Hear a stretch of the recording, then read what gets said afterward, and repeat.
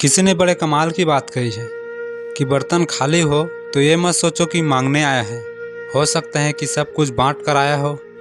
यह कहानी ऑफिस में काम करने वाले एक कर्मचारी की है जो बड़ा नेक दिल इंसान था, सबका ख्याल रखता था।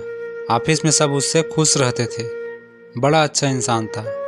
और उसकी एक आदत थी कि जब वो ऑफिस से शाम को घर जाता तो डिनर करने से पहले कुछ बिस्किट अपने साथ लेकर जाता और बाहर कॉलोनी में जो छोटे छोटे कुत्ते के पिल्ले होते हैं उन्हें बिस्किट खिलाता। ये उसकी डेली की हैबिट थी। एक दिन क्या हुआ, वो ऑफिस से आने में लेट हो गया।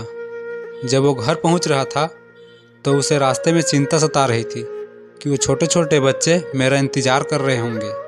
जब वो घर पहुंचा तो उसकी बीवी ने कहा कि डिनर तैयार है, खाना खा लेते हैं, फिर आप चले जाना, मैं भी चलूँगी आपके साथ कुत्ते के छोटे छोटे बच्चे को बिस्किट खिलाने।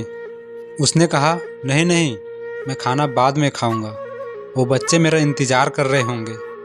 बिना देरी के लाओ बिस्किट के पैकेट, खिला के आते हैं उनको पहले, उसके बाद हम खाना खाएंगे। तो उसकी बीवी ने जाकर किचन में देखा तो बिस्किट के पैकेट ख़त्म हो गए थे और देरी इतनी हो चुकी थी कि 11 साढ़े 11 बज गई थी। आसपास की दुकानें बंद हो गई थी।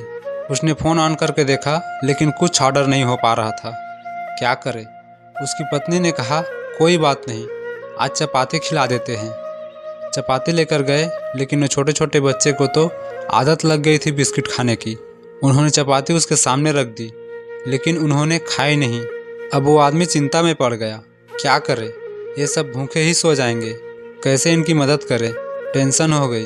उस आदमी को उसकी पत्नी ने कहा कोई बात नहीं, एक दिन से क्या फ़र्क पड़ता है, चलो हम खाना खाते हैं। लेकिन वो आदमी खाना खाने को तैयार नहीं था।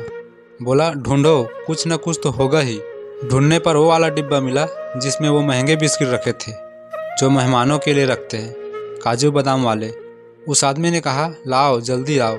तो बीवी ने कहा इसमें तो 7-8 ही होगा, एक एक बिस्किट सबके हिस्से में आएगा, उससे पेट भी नहीं भरेगा और भी गुस्से हो जाएंगे।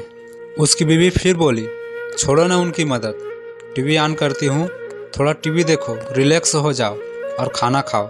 उसकी पत्नी ने खाना लगा दी। वो आदमी बेमन खाना खाया। खाने के बाद बिना देरी के बाहर निकला और सोचा जा करके उनको 7-8 बिस्किट खिलाकर फ्री हो जाता हूँ।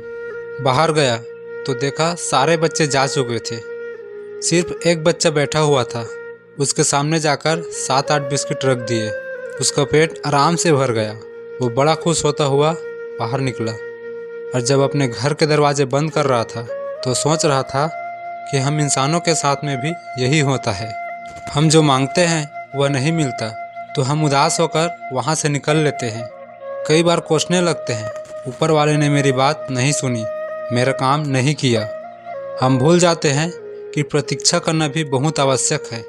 वो छोटा सा पिल्ला जो वेट कर रहा था, वो सिर्फ इसलिए वेट कर रहा था, उसे भरोसा था जो आता है हमें रोज़ बिस्किट खिलाने के लिए वो आएगा बिस्किट लेकर। बहुत छोटी सी कहानी है जिसका सार है कि लाइफ में सब्र करना भी सीखिए।